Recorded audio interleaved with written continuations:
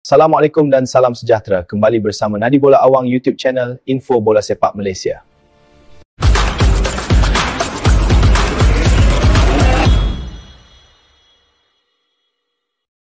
Bintang Johor Darul Tazim, JDT, Arif Aiman Hanapi terus mendapat perhatian dunia bola sepak antarabangsa selepas muncul pemain keempat yang mencatat kejayaan menggelecik terbanyak berdasarkan statistik oleh SofaScore.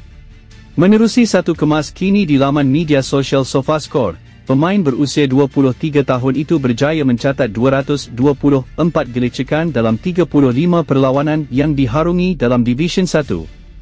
Lebih menarik, Arif Aiman mengatasi pemain sayap lincah Manchester City, Jeremy Doku yang mencatat 212 gelecekan tetapi dalam 52 perlawanan, lebih 17 perlawanan berbanding pemain Harimau Malaya itu.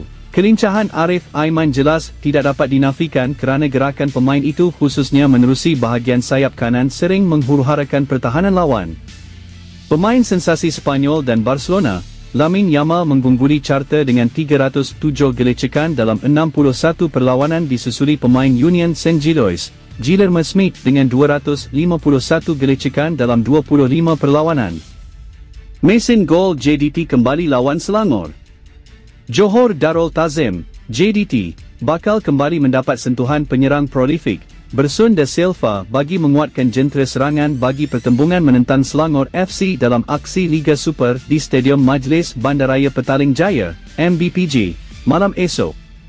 Bersun yang mengalami kecederaan kembali menjalani latihan dan dijangka akan diturunkan menentang skuad kendalian Christopher Gamel yang dianggap pertembungan dua pasukan yang berada di kelompok teratas Liga ketika ini. Pengendali JDT, Kisco Munoz tetap menganggap pertembungan menentang skuad The Red Giants tampak berliku kerana pasukan itu sudah mula menunjukkan prestasi memberangsangkan dalam saingan Liga.